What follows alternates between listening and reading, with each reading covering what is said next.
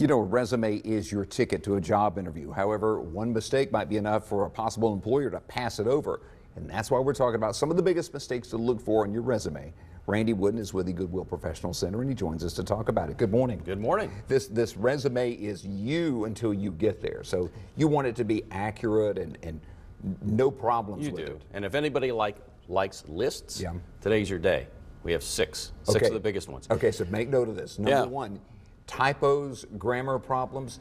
It should be, you shouldn't have to say that, but you really do need to check. Well, you do, and really when an employer looks at a resume, there are two primary things they look for. One is this person likely to do a good job? Mm-hmm. The other one is, do I like the resume? Does it look appealing? And so to your point, let's take the first three and make those what I'll call the curb appeal of your resume. One is typos and grammatical mistakes. Yeah. You could be the most perfectly qualified candidate, but if it's littered with typos, you're out. And you know, that's it. We check over things, but a lot of times that's for somebody else looking at it. We'll look at, you know, sometimes we don't see our own typos. And spell check is only so good. Have someone else take a look at it. Okay, you also mentioned dull and boring.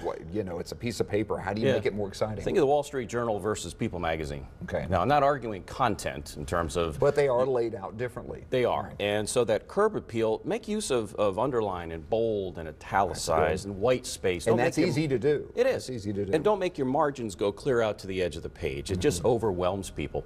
And by the same token, that third point is to not make it 3, 4, 5, 6, I've seen 8-page resumes. Oh my gosh. Unless you're applying for a job in education, or maybe you're a scientist or a government position.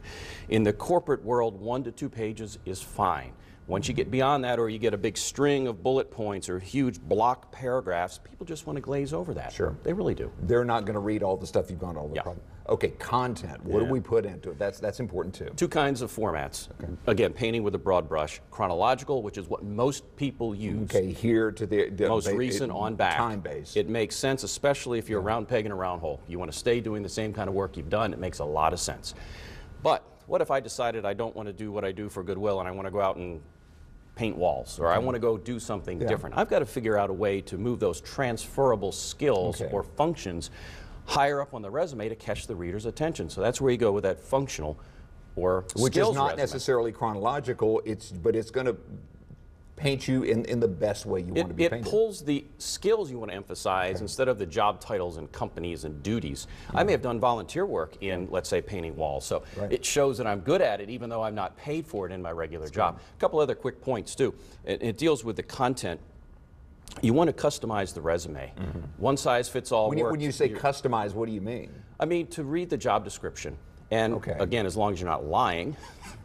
Minor tailor it to that. But yeah, you want to customize it and pull the keywords so they look at it and say, hey, this person has been exposed to the functions and the processes, maybe the software that we utilize here, so it gives them a sense of comfort that you're probably at least familiar with the work. But the third point, I guess, or in this case, the sixth item, really gets into accomplishments. Are you any good at it? I may have painted walls, but if I'm recognized by my peers as the best in the state or as the best in my company, that's a way to measure my talent. And so where you can, you want to quantify with percents, dollar amounts, number of people, that kind of thing. 6 things that I guarantee are going to make any resume a lot better. I got to point out, it's a big anniversary for you. 14 years, right? It is. It was funny. I started here. I came in, did the first interview with us here at Fox 8. January of 05. And one of the sales team had helped to sort of set things up. And I sent her an email, and I called her, and I thanked her. And she said, Randy, don't get your hopes up. She said, they'll let anybody on once. But you know what? It was interesting. But you know what? Over 14 years, you have helped a lot of people as far as refocus careers, find jobs, and things like that. That is a human element that is we don't mention a lot, but congratulations. And thank you. It's fun because I'm an old radio guy, and I get to use the communication skills and the knowledge I have to really make an impact in people's lives. It does. Everything we do is free, so if you've got folks that might want to take advantage of our services, again, just reach out, and we're happy to help. Thank you very much. By the way, if you want to get in touch with Randy, it's easy to do. Just contact the Goodwill Professional Center. Their information's right there, the website, goodwillprofessionalcenter.org. Drop them an email, procenter@goodwillnwnc.org, or give them a call, 336-464-0516.